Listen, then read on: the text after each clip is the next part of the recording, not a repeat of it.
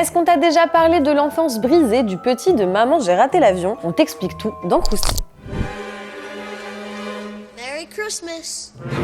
Et oui, c'est Noël et il y a un film qu'on regarde tous pendant cette période, Maman j'ai raté l'avion, le film des fêtes par excellence dans lequel on suivait les aventures de Macaulay Culkin, Kevin McAllister, qui devait se battre contre les cambrioleurs qui attaquaient sa maison. Pourtant, derrière le sourire malicieux de cet enfant star des années 90, se cache une enfance difficile et une trajectoire personnelle marquée par des luttes, notamment face aux addictions. Né le 26 août 1980 à New York, Macaulay montre un talent exceptionnel pour la comédie dès son plus jeune âge et ses parents décident de l'inscrire à des castings. Le tournant de sa carrière survient en 1990 avec Maman j'ai raté l'avion, un film qui devient un phénomène mondial.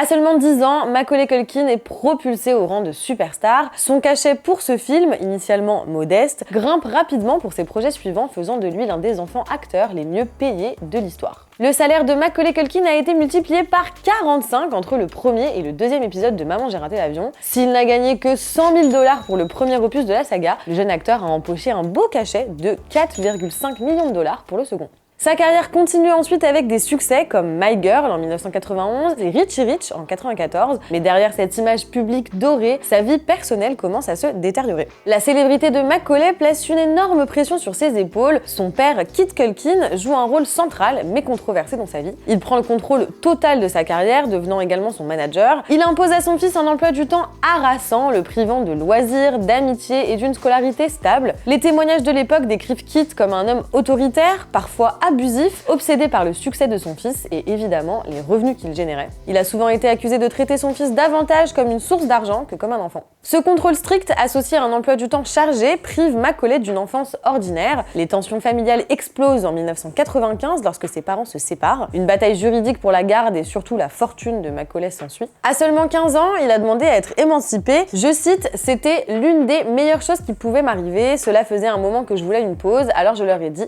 c'est fini. J'espère que vous avez amassé tout l'argent que vous vouliez parce que vous n'allez plus en gagner grâce à moi. » Il décide donc de couper les ponts avec ses parents, les privant de tout contrôle sur sa carrière et ses finances. Et bien qu'il ait gagné son indépendance, les séquelles émotionnelles de cette période tumultueuse persistent et c'est là que la véritable descente aux enfers va commencer. Après avoir quitté le monde du cinéma à l'adolescence, Macaulay se retrouve désorienté. Les projecteurs s'éteignent brusquement et il doit faire face à une vie loin de l'attention constante. C'est durant cette période qu'il commence à lutter contre des addictions. Au début des années 2000, Macaulay est arrêté pour possession de marijuana et de médicaments non prescrits, notamment des anxiolytiques comme le clonazepam. Bien que l'acteur ait toujours minimisé l'ampleur de son usage de drogue, des rumeurs persistantes sur sa santé et son apparence maigre alimentaient les spéculations sur une dépendance un tout petit peu plus profonde.